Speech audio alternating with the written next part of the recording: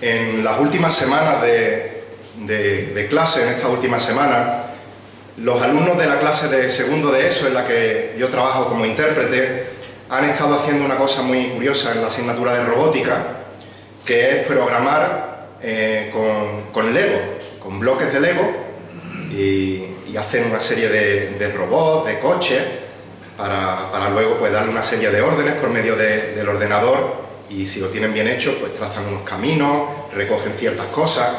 Y la última actividad que tuvieron era que tenían que construir con esos bloques un coche y lanzarlo por una rampa, y quien más lejos llegase, pues recibiría un 10, el siguiente un 9, el siguiente un 8. Entonces los alumnos empezaron por grupos a construir esos coches, a unir las piezas de Lego, probarlo, llegar a ver hasta dónde llegan, volver a desmontar esas piezas, añadir otra para añadirle más peso delante, más peso detrás, con el objetivo, como digo, de llegar el coche más lejos. Terminó la clase, desarmaron los bloques de Lego, los metieron en cada compartimento y los guardaron para poder usarlos otros alumnos o ellos mismos en otra ocasión. Por su parte, este mismo grupo de segundo de la ESO, en el segundo trimestre, en otra asignatura, en plástica, tuvieron que hacer un trabajo en el cual usaban plastilina de diferentes colores. Y el usuario al que yo le interpreto quería hacer un balón de fútbol. Cogió plastilina blanca, cogió plastilina negra, trató de darle la forma del balón, hacer los hexágonos de colores blancos, negros, y le quedó una bola sucia de color gris. En este caso no pudo hacer como los bloques de Lego, de desmontar las dos plastilinas y volver a empezar, sino que estas plastilinas se unieron de tal forma que ya no era posible volver a separarlas para tomar su forma original. En el día de hoy vamos a ver que, salvando las distancias de una ilustración imperfecta, cuando los creyentes somos unidos a Cristo, no somos unidos como estos bloques de Lego, que se pueden unir en cierto momento, separar en otro momento y volver a estar como al inicio, sino que más bien somos como esa plastilina que una vez que está unida, ya si intentas separarla no puede volver a su forma original, a su color original, sino que ha tomado una nueva forma, una nueva textura, un nuevo color. Es una unión inseparable. En el día de hoy comenzamos una nueva sección en la carta a los romanos. Si recordamos, desde que hemos empezado a estudiar la carta a los romanos, en la primera sección de la carta, Pablo nos ha estado hablando de la condenación del ser humano. Desde el capítulo 1, versículo 18, hasta el 3:20, a modo de recordatorio, Pablo nos ha estado mostrando cómo el 100% de la humanidad es pecadora, el 100% de la humanidad merece la condenación por la eternidad en el infierno, y el 100% de la humanidad no puede por sí mismo tener un mérito para lograr alcanzar la salvación. Pero gracias a Dios el apóstol Pablo no termina aquí la carta a los romanos, sino que sigue escribiendo, movido por el Espíritu, y en la segunda sección de la carta nos empieza a hablar de la justificación. Del capítulo 3, versículo 21 al 5:21, al final del 5, vemos que Dios provee de salvación. Dios provee de la justificación únicamente por gracia, únicamente por fe, únicamente en el Señor Jesucristo. Y ahora llegamos al capítulo 6 y comenzamos una nueva sección que va del 6 al 8, donde vamos a ver que el tema principal es la santificación. Condenación, justificación, santificación. En estos capítulos veremos que la santificación se produce como fruto natural, como consecuencia lógica de una vida de obediencia a Dios, de una vida que ha sido justificada, que ha sido salvada. Y este proceso de santificación es un proceso gradual. El cristiano va madurando día a día en su conocimiento de la palabra de Dios, de manera que va obedeciendo cada vez más y mejor a Dios, va creciendo espiritualmente más y más, va conformándose cada vez más a la imagen del Señor Jesucristo y por tanto va cada vez pecando menos y menos. Esto es lo que se conoce como santificación progresiva o santificación práctica. Así que, si queréis acompañarme, abrid vuestras Biblias en Santiago capítulo 6 y en la mañana de hoy veremos los 14 primeros versículos. Santiago capítulo 6, del 1 al 14. Leo en la versión de las Américas, y dice el apóstol Pablo, movido por el Espíritu Santo, Santiago capítulo 6, versículo 1, Santiago, Romano. Gracias por los chivatazos y porque estamos a domingo y no a jueves. Muchísimas gracias.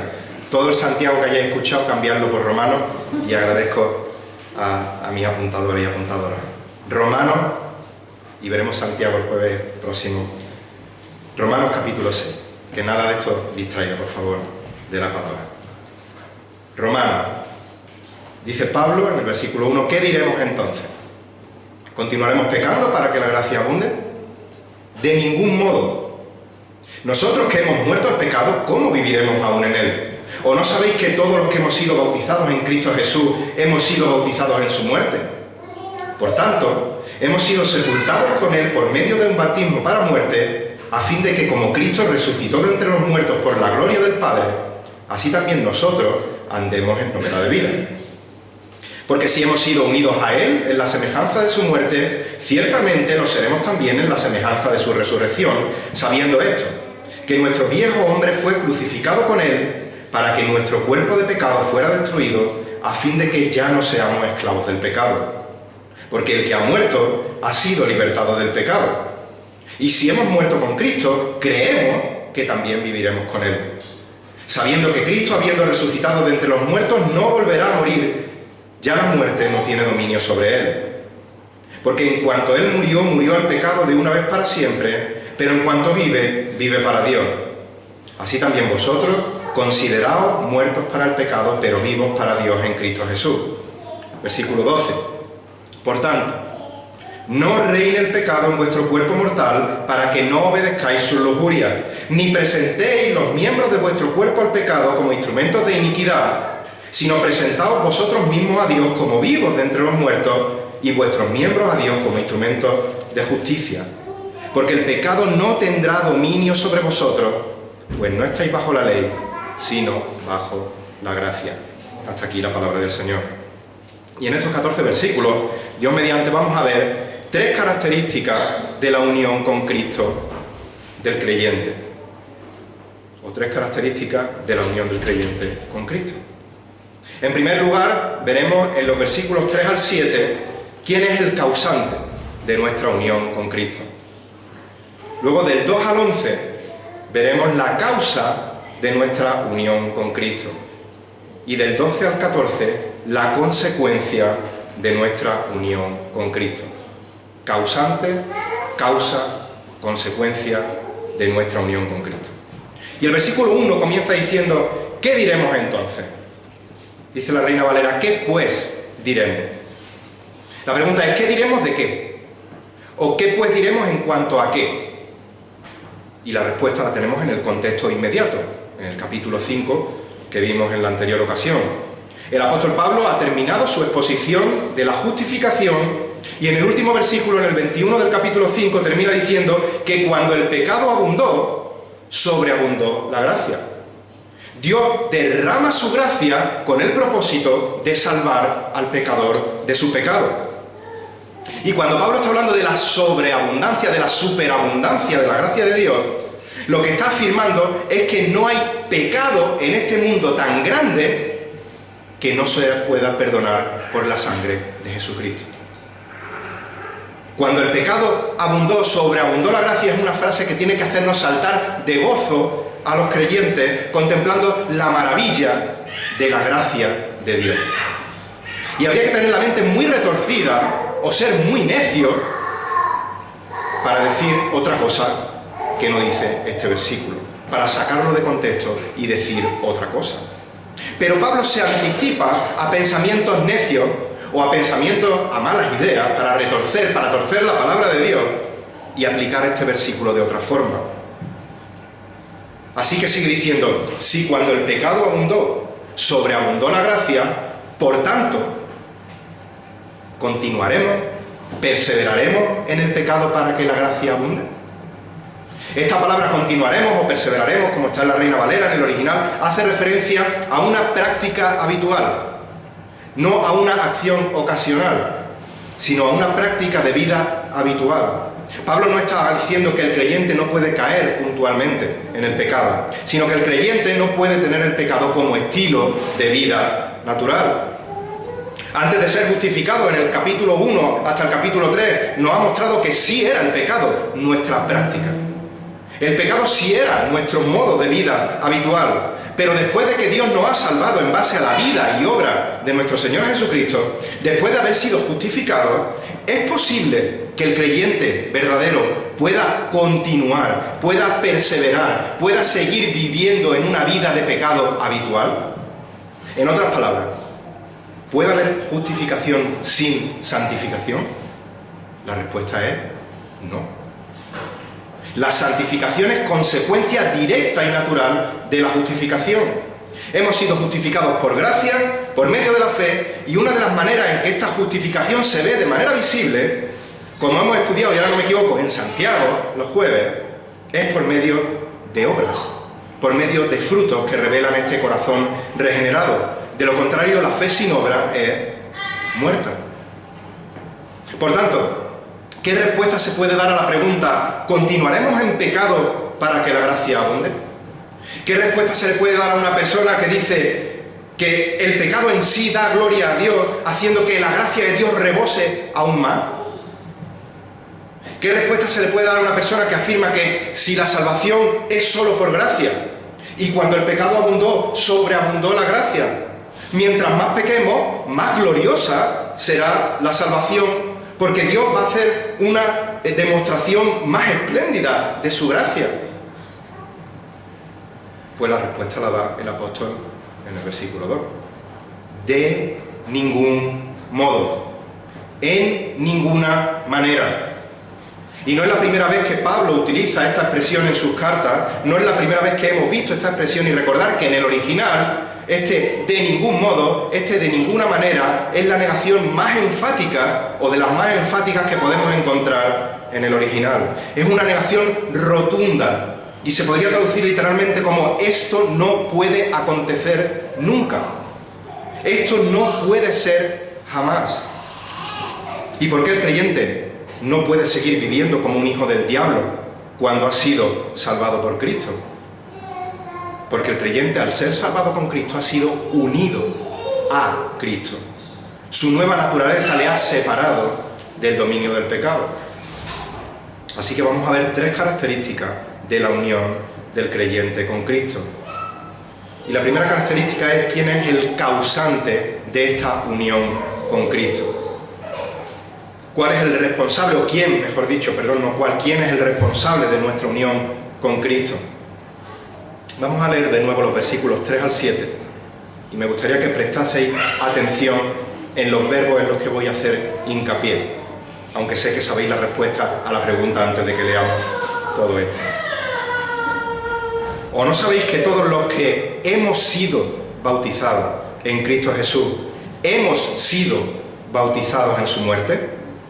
Por tanto, hemos sido sepultados con Él por medio del bautismo para muerte, a fin de que como Cristo resucitó de entre los muertos por la gloria del Padre, así también nosotros andemos en novedad de vida. Porque si hemos sido unidos a Él en semejanza de su muerte, ciertamente lo seremos, es decir, seremos unidos a Él también en la semejanza de su resurrección, sabiendo esto, que nuestro viejo hombre fue crucificado con Él para que nuestro cuerpo de pecado fuera destruido, a fin de que ya no seamos esclavos del pecado, porque el que ha muerto ha sido libertado del pecado. ¿Alguien me podría decir qué tienen en común todos los verbos que hemos hecho hincapié en esta lectura? En el pasado. Están en pasivo. Están en voz pasiva. El sujeto de esta frase no realiza la acción, sino que es un sujeto pasivo que recibe la acción de cada uno de los verbos. En nuestra unión con Cristo, solo Dios es el único causante de esta acción. Solo Dios es el único agente de nuestra unión con Cristo y nosotros somos los receptores de esta bendición. En el momento en que Dios nos salva, Dios nos une a Cristo. Esta es la verdad que Pablo afirma en 1 Corintios capítulo 1, versículos 30 al 31. Dice 1 Corintios 1:30, mas por obra suya, y está hablando de Dios Padre, estáis vosotros en Cristo Jesús. ¿Por obra de quién? Por obra suya. Estáis vosotros en Cristo Jesús, el cual se hizo para nosotros sabiduría de Dios y justificación y santificación y redención, para que tal como está escrito, el que se gloría, gloríese en el Señor. Lo hemos cantado en esta mañana, nos gloriamos en el Señor. No hay gloria para ninguno de nosotros en nuestra unión con Cristo. Dios no nos une a Cristo porque ha visto algún mérito en nosotros digno de decir, este merece la pena de que sea unido con Cristo, sino que Él, por gracia, por su misericordia, nos une en Cristo únicamente por obra suya, como hemos leído, no por algún mérito nuestro, por su obra de gracia. De manera que el único merecedor de la gloria es nuestro Dios. 3 características de la unión del creyente con Cristo. Hemos visto que el causante de nuestra unión con Cristo es Dios. En segundo lugar, vamos a ver la causa de nuestra unión con Cristo. Y la causa es sencilla y es gloriosa. Es muy fácil de entender y es imposible de asimilar humanamente. Que el creyente haya sido unido con Cristo tiene como causa en nuestras vidas que somos muertos al pecado y vivos para Dios. La causa de la unión con Cristo es que el creyente es muerto al pecado y vivo para Dios. Dice el versículo 2, segunda parte, nosotros que hemos muerto al pecado. Y recordemos, como vimos en la anterior ocasión, que la palabra muerte puede ser o es sinónimo de separación. Vimos que la muerte física era la separación del cuerpo físico con el espíritu, con el alma. La muerte espiritual es la separación entre el ser humano y Dios en nuestra relación en esta vida terrenal. Y la muerte eterna es la separación del ser humano y de Dios por toda la eternidad. Por lo tanto, que el creyente que hayamos sido muertos al pecado, significa que hemos sido separados del pecado. Dice Efesios 2, versículo 1, que Él nos dio vida a nosotros, o a vosotros os dio vida, que estabais muertos en vuestros delitos y pecados. Cuando estábamos sin Cristo, estábamos unidos a nuestros delitos y pecados, bajo el poder de nuestros delitos y pecados, bajo el poder del pecado. Pero una vez que hemos sido justificados por gracia, por medio de la fe en Cristo, ahora estamos muertos al pecado. Hemos sido separados de la esclavitud del pecado, ya no rendimos cuenta al dominio del pecado. Por eso sigue Pablo diciendo, nosotros que hemos muerto al pecado, ¿cómo viviremos aún en él? Y este tiempo verbal, hemos muerto en el original, aparte de que es pasivo, indica que es una acción que ya ha tenido lugar, como bien ha dicho Ruth, en el pasado. Una acción única que ya ha acontecido en el pasado. Que tengamos luchas hoy en día con el pecado no significa, como se escucha a veces, que tenemos que morir día a día a nuestro pecado, porque el pecado ya ha muerto en nosotros. Si eres cristiano, ya has muerto al pecado. Por lo tanto, la pregunta que hace el apóstol, nosotros que hemos muerto al pecado, ¿cómo viviremos aún en él? La respuesta es, de ningún modo. No es posible que un creyente que ha sido separado del pecado viva aún en el pecado.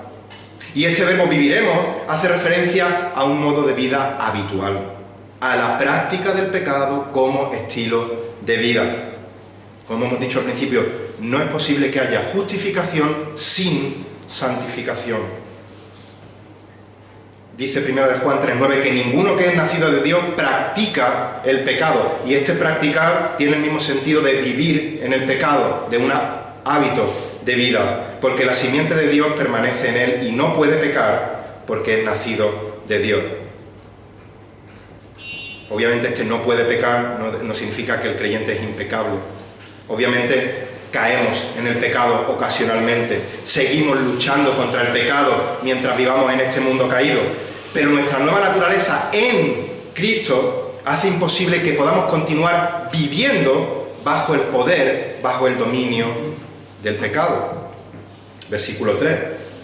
¿O no sabéis que todos los que hemos sido bautizados en Cristo Jesús hemos sido bautizados en su muerte? Recordad que Pablo le está escribiendo a creyentes. Y cuando dice, ¿o no sabéis?, lo que le está diciendo es que no habéis entendido lo que simboliza, lo que significa vuestro propio bautismo. Porque si alguien se bautiza, pero no entiende qué significa el bautismo, lo único que hace es entrar seco y salir mojado. El bautismo por inmersión significa la identificación del creyente con la vida, obra, muerte, resurrección del Señor Jesucristo. Como dice Pablo en Gálatas 3:27, porque todos los que fuisteis bautizados en Cristo, de Cristo habéis sido revestidos, habéis sido recubiertos de Cristo al uniros con Él. Por tanto, cuando dice que los creyentes hemos sido bautizados en Cristo Jesús, lo que está diciendo es que en el momento en que Dios nos salva, somos colocados en Cristo Jesús. Hemos sido unidos a Cristo Jesús. Y por lo tanto Dios nos ve a través de la perfección de su Hijo Jesucristo y nos trata como si hubiéramos vivido la vida perfecta de Cristo. Sigue diciendo Pablo, ¿no sabéis que todos los que hemos sido bautizados en Cristo Jesús hemos sido bautizados en su muerte? Por tanto, hemos sido sepultados con Él por medio del bautismo para muerte, a fin de que como Cristo resucitó de entre los muertos por la gloria del Padre, así también nosotros andemos en novedad de vida. La unión, como he dicho, que tenemos los creyentes con Cristo hace que estemos identificados con Cristo en su muerte, pero también en su resurrección. La tumba de Cristo confirmó la muerte real, física, del Señor Jesucristo. Pero la tumba no pudo retener al Señor Jesucristo, sino que Dios le resucitó con poder al tercer día conforme a la Escritura. Y nosotros en Cristo morimos a nuestra vida de pecado. Nuestro viejo hombre queda crucificado y queda sepultado en aquella tumba para siempre y resucitamos a una vida espiritual nueva en Cristo. De modo, como dice Pablo en 2 de Corintios 5:17, que si alguno está en Cristo, nueva criatura es, las cosas viejas pasaron y aquí todas son hechas nuevas. El corazón regenerado del creyente cuando Dios le salva no es un corazón reformado. No es un corazón que recibe una mejora y pasa a ser corazón 2.0, sino que es renovado por completo. Nueva criatura es, nueva creación, literalmente, es. Por tanto, no podemos vivir como vivíamos antes de ser salvos, sino que hemos sido salvados, dice el texto, para que andemos en novedad de vida, para que andemos en vida nueva, dice Reina Valera.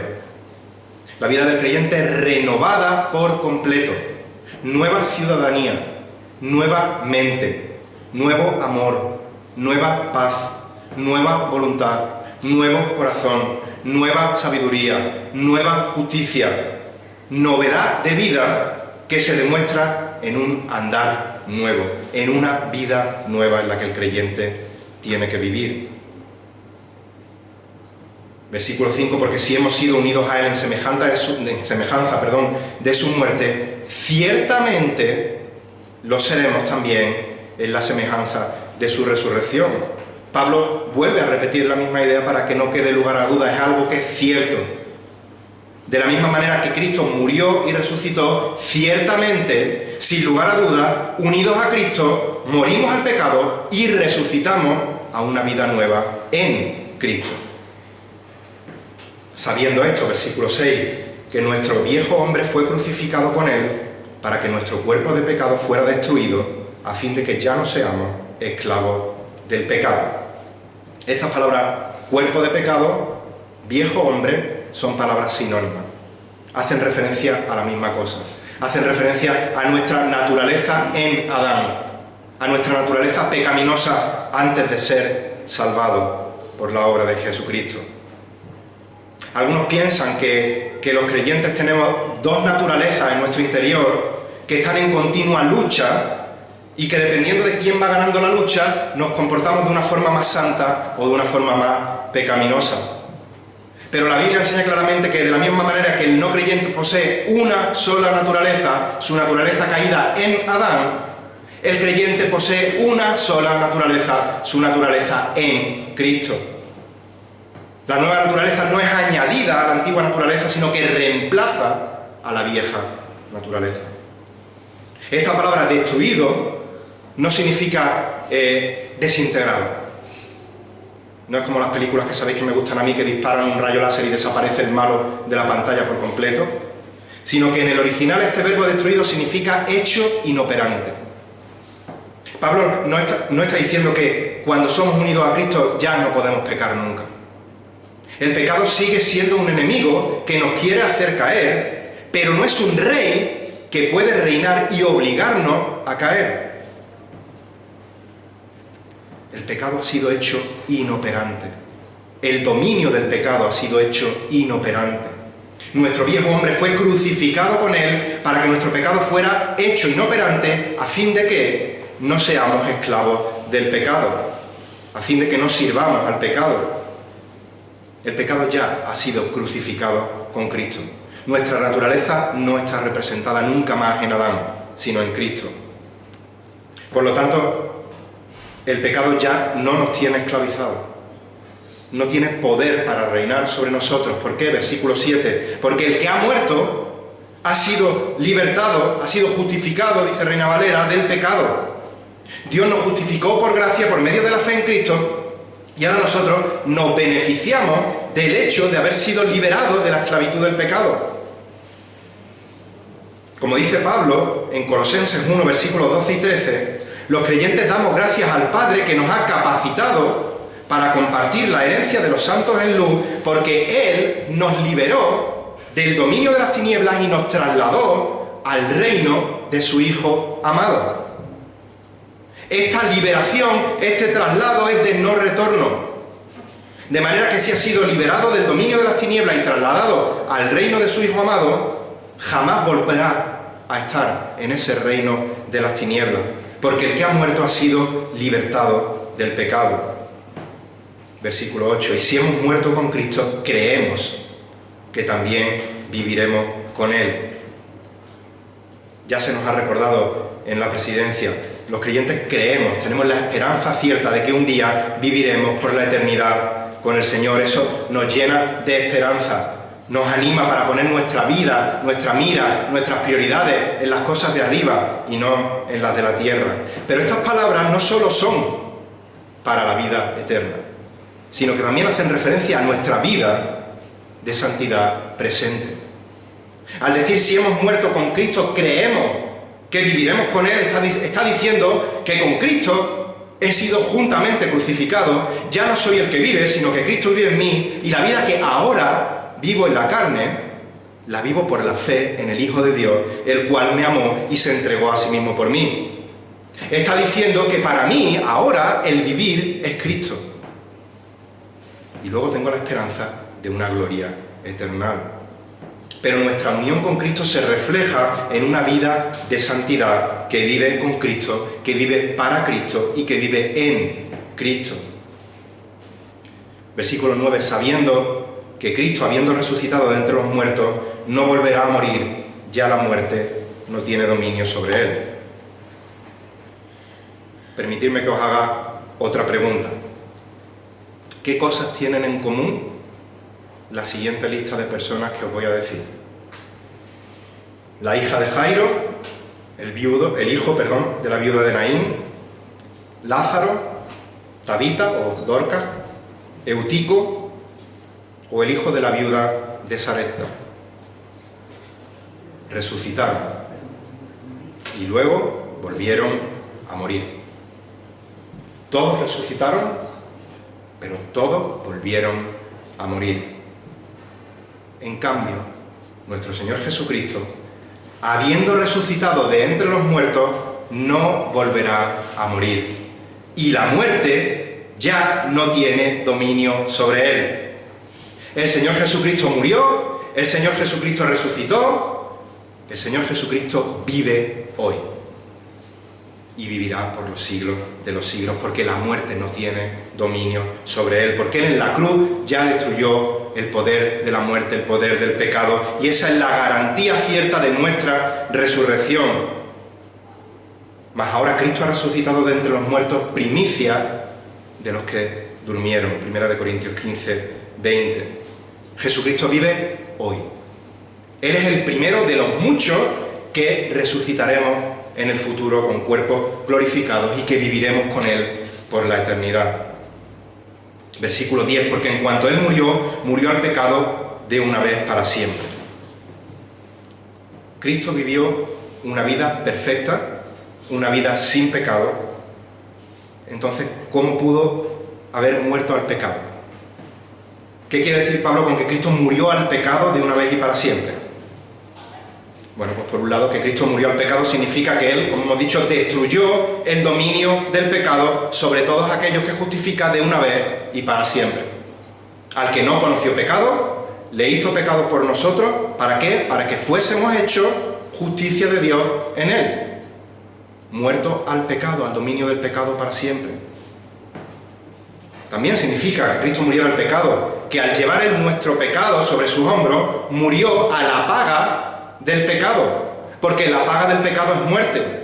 Por tanto, los creyentes, al estar unidos a Cristo, de la misma manera que Él murió al pecado, morimos nosotros a esa paga del pecado. Somos liberados del poder del pecado y somos liberados de la condenación, de la paga del pecado. Es decir, somos liberados de la muerte eterna.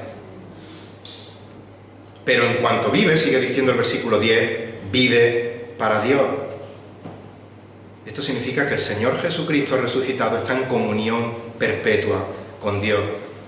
Como Samuel nos recordaba hace poco en Hechos de los Apóstoles, el Señor Jesucristo resucitado en esta tierra ascendió al cielo y ahora está sentado a la diestra del Padre en comunión perfecta con el Padre. Vive para Dios. Y nuevamente, por nuestra unión con Cristo, por causa de nuestra unión con Cristo, no solo hemos muerto al pecado, sino que ahora vivimos también para Dios. Por eso sigue diciendo Pablo en el versículo 11, así también ¿qué? Así también como Cristo murió, resucitó y vive y no volverá a morir jamás y vive para Dios, vosotros, nosotros los creyentes, consideraos muertos al pecado, pero vivos para Dios en Cristo Jesús. Y es curioso que vamos por el capítulo 6 y este es el primer imperativo que aparece en la carta a los romanos. El primer mandato. Así también vosotros consideraos. Y esta palabra es tremendamente importante, no podemos pasarla por alto. Este imperativo consideraos alude a nuestro razonamiento. Es un llamamiento a nuestro intelecto. Originalmente significa evaluar algo en base a un examen continuo. Cuando Pablo nos manda a consideraros muertos al pecado, pero vivos para Dios, lo que nos está diciendo es, en base a la verdad de que nuestra unión con Cristo nos hace estar muertos al pecado y vivos para Dios, considera esta verdad de manera continua. Ten presente esta verdad siempre en tu mente para ser consciente en todo momento de que el pecado no tiene poder alguno sobre ti. Por tanto, vivas una vida de santidad y de obediencia para Dios. Considera que el pecado puede tentarte, puede seducirte, puede ponerte la miel en los labios, pero considera continuamente que nunca puede obligarte a pecar, porque ya no tiene poder sobre ti. ¿Quieres saber cómo vivir una vida de obediencia y de santidad a Dios? Salmo 119, versículo 9. ¿Cómo puede el joven guardar puro, santo, su camino? Guardando tu palabra. Guarda, considera continuamente la palabra de Dios. ¿Quieres saber cómo no caer en la tentación y así no pecar? Salmo 119, 11. En mi corazón he atesorado tu palabra para no pecar contra ti. Atesora, considera, evalúa continuamente la palabra de Dios y no caerás en el pecado. ¿Quién nos va a iluminar y guiar para atesorar y guardar la palabra? Por supuesto que el Espíritu Santo. Pero no seamos místicos, pensando que el Espíritu Santo por arte de magia nos va a iluminar nuestro entendimiento para obedecerle a Él. No olvidemos que la llenura del Espíritu Santo, Efesios 18, significa lo mismo que la palabra de Cristo abunde en abundancia, o more en abundancia, habite en abundancia en nuestros corazones, Colosenses 3. Por eso insistimos una y otra vez, por activa, por pasiva, en la importancia de estudiar las Escrituras. En lo vital que es profundizar en la palabra para entenderla correctamente, no según lo que a mí me parezca, o no según lo que yo humanamente no entiendo y trato de conformarlo a mi entendimiento, sino en lo que dice la palabra de Dios pura y llanamente, porque es Dios el que habla a través de su palabra. Y de manera que podamos aplicarla correctamente en nuestras vidas. El Señor Jesús oró en Juan 17:17, santifícalo en tu verdad.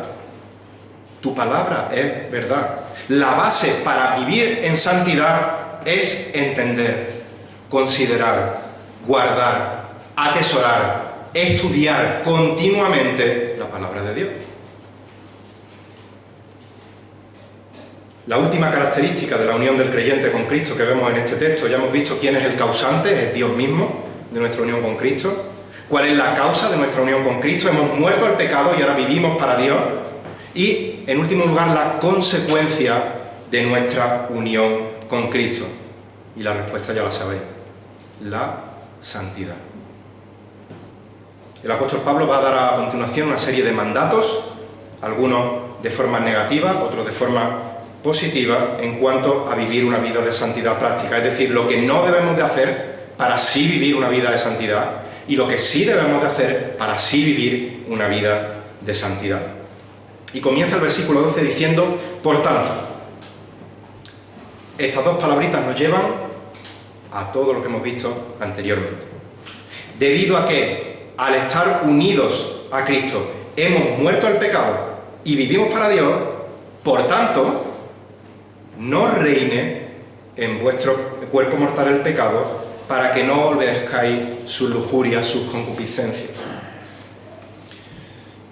Mira, imagínate, si ya eres bien joven como yo cuando eras más joven, y si eres joven, pues imagínate también, y si eres un poquito mayor, pues viaja un poquito también en el tiempo atrás, que eres jovencillo, jovencilla y estás trabajando en un restaurante de comida rápida, para sacarte un dinerillo, para pagarte los estudios, para un capricho, para el carnet de conducir. Pasa el tiempo, sigues estudiando, apruebas unas oposiciones a maestros, estás dando clase a tus alumnos, llaman a la puerta del aula, se abre y aparece tu antiguo jefe del restaurante y dice, deme marchando una hamburguesa con doble de queso sin pepinillo y la necesito para allá. La respuesta lógica no es que tú salgas corriendo, dejes a tus alumnos en clase, vayas corriendo al restaurante en el que trabajabas, te pongas el mandil y empieces a cocinar esa hamburguesa. Pero si os parece absurdo, igual o más absurdo, es dejar que tu antiguo jefe, el reyezuelo pecado, que ya ha sido destronado de tu corazón, que ya no trabajas para él, llama a la puerta y diga, oye, corre a servir mi comanda y peca. Es absurdo. Pero tenemos que considerar una y otra vez que hemos muerto a la esclavitud del pecado, que hemos muerto al pecado y hemos resucitado en Cristo. Pero aún así residimos en un cuerpo mortal, en un cuerpo de carne. Aunque no somos del mundo, estamos en el mundo, y todo lo que antes nos atraía pecaminosamente para caer en ello, sigue en este mundo. Así que considera, evalúa cuidadosamente, continuamente, que el pecado ya no tiene autoridad ni reino sobre tu vida. Otro mandato negativo. Ni presentéis los miembros de vuestro cuerpo al pecado como instrumentos de iniquidad. Este versículo es muy fácil de entender. Ni presentéis los miembros de vuestro cuerpo al pecado como instrumentos de iniquidad significa lo siguiente: no peques. no presentes ninguna parte de tu cuerpo, de tu mente, de tu corazón, de tus sentimientos, para hacer pecar a uno mismo, porque salen las lujurias y las concupiscencias de nosotros mismos, o para hacer pecar a otro. Ahora bien, mucha gente piensa, sobre todo gente de fuera, que Dios es el aguafiestas del universo y que el cristianismo es no toque, no diga, no haga, no coma. Pero el cristiano se caracteriza muchísimo más, no por lo que no hace, sino por lo que sí hace, por los frutos que da el cristiano. Así que ahora Pablo sigue con imperativos de manera afirmativa en lo que sí tenemos que hacer los creyentes. Y dice el versículo 13, sino presentaos vosotros mismos a Dios como vivos de entre los muertos y vuestros miembros a Dios como instrumentos de justicia, como instrumentos de santidad. De la misma manera que no hemos de presentar absolutamente nada de nuestro ser para servir al pecado, tenemos que presentar todo nuestro ser como instrumentos de justicia, como instrumentos de santidad para su gloria, como instrumento de justicia, como instrumento de santidad para la edificación de su iglesia, como instrumento de justicia para beneficio de los perdidos con nuestras buenas obras, pero sobre todo también como instrumento de justicia que proclaman fielmente el Evangelio de Cristo. Y la frase como vivos, presentados como vivos de entre los muertos, nos tiene que hacer considerar, recordar, no olvidar en ningún momento que cada uno de los que hemos sido salvados, antes estábamos muertos en nuestros delitos y pecados y que éramos hijos de ira como los demás. Efesios 2, versículos 1, 3 y 5. Pero que Dios, que es rico en misericordia, por causa del gran amor con que nos amó, aun cuando estábamos muertos en nuestros delitos, nos dio vida juntamente con Cristo. Por gracia hemos sido salvados. Efesios 2, 4 al 5. Antes de ser justificados, ni podíamos ni queríamos obedecer a nuestro Dios. Pero ahora que Dios nos ha unido a Cristo, nos ha resucitado como vivos de entre los muertos, y no solo tenemos la capacidad de obedecer a Dios, sino que además tenemos el deseo de obedecer a nuestro Dios. No vivimos vidas santas por miedo a que Dios nos castigue, sino por amor a Dios, el cual nos ha salvado y nos ha capacitado para obedecerle con la guía de su Espíritu Santo, con la guía de la palabra. Por eso concluye, y vamos concluyendo, afirmando en el versículo 14, porque el pecado no tendrá dominio sobre vosotros. En Romanos 3:9 vimos que separados de Cristo, nadie puede obedecer a Dios. Romanos 3:9, entonces, ¿que somos nosotros mejores que ellos? De ninguna manera. Porque ya hemos denunciado que tanto judíos como griegos, todos están bajo pecado. Y recordar que esta palabra bajo en el original no significaba simplemente estar debajo de algo, sino que significaba estar bajo la autoridad de, estar bajo el control total de, estar sometidos al poder de algo o de alguien. El 100% de la humanidad sin Cristo, judíos, gentiles, todos estábamos, algunos de nosotros, que ya hemos sido salvados, bajo el dominio absoluto del pecado, es decir, esclavos del pecado. Pero unidos a Cristo, dice, el pecado no tendrá dominio sobre nosotros. ¿Por qué? Porque ahora hemos sido declarados justos en Cristo y ahora podemos cumplir los mandamientos de Dios. Pues no estamos bajo la ley, segunda parte del versículo 14, sino bajo la gracia. Y este versículo se ha sacado de contexto en muchas ocasiones, os ha malentendido para decir que los creyentes en el Antiguo Testamento se salvaban por la ley y ahora se salvan por la gracia. No, la salvación siempre ha sido por Cristo.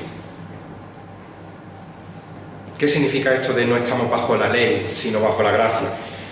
Bueno, recordemos que ya vimos en otra ocasión que la función primordial de la ley era, para nosotros, demostrar, exponer la pecaminosidad del pecado. La ley no tiene nada malo en sí. La ley es perfecta, ha salido de la boca de Dios, no tiene ninguna imperfección, es buena, es justa, es santa. Los que tenemos el problema somos nosotros. Y la ley expone la pecaminosidad de nuestro pecado. y no alcanzar el estándar de Dios, el estándar de la ley, nos condena justamente a la condenación en el infierno. Pero cuando por gracia hemos sido salvados por medio de la fe en Cristo, somos unidos al único que sí fue capaz de cumplir a perfección la ley. Y desde ese mismo momento dejamos de estar bajo la ley, es decir, de estar bajo la obligación de cumplir de forma perfecta la ley que éramos incapaces de cumplir por nosotros mismos. Y ahora somos vistos justos a través de aquel que sí cumplió la ley. Eso es lo que significa, no estamos bajo la ley, sino bajo la gracia. Hemos visto 3 características de la unión del creyente con Cristo: causante, causa y efecto. Dios es el único causante de nuestra unión con Cristo. La causa inmediata de esa unión es que hemos muerto al pecado y vivimos para Cristo, y la consecuencia natural es que vivimos vida de santidad para Dios. Así que si no tienes a Cristo en tu vida, no pienses que eres libre porque estás haciendo lo que te da la real gana. No te engañes, eres esclavo, eres esclava del pecado. Y lo peor de todo es que estás bajo la condenación eterna en el infierno. ¿Por qué? Porque no puedes cumplir a perfección la ley del Señor. Pero Dios te ofrece verdadera libertad en Cristo. Dios te ofrece una vida de libertad en la tierra y una vida eterna de gozo en el cielo. Así que ven a Cristo arrepentido. En arrepentimiento y fe pídele perdón por tus pecados, confiésale como Señor, como Salvador de tu vida. Y ese reyezuelo pecado será destronado de tu corazón, para que puedas vivir en novedad de vida para Dios. Y si ya has sido unido a Cristo, por gracia, por medio de la fe, considera continuamente tu nueva identidad en Cristo. Considera que has sido libertado del pecado, de la esclavitud del pecado, y ahora vives para Dios. Considera en todo momento que el pecado ya no tiene dominio absoluto sobre ti cada vez que estés tentado a pecar. Considera constantemente que ya no hay condenación para los que están en Cristo. Considera continuamente la palabra de Dios en cada momento de tu vida, aprovechando cada ocasión que se te presente para estudiarla, para aplicarla correctamente en tu vida, para exponerla a los demás. Considera en medio de cada lucha, en medio de cada dificultad, que estamos aquí de paso, pero que un día nuestro cuerpo será glorificado y entonces podrás vivir una vida eterna sin pecado. Y por supuesto, todo esto, hazlo por amor a Dios y hazlo para la gloria de Dios. Que el Señor bendiga su palabra. Vamos a terminar.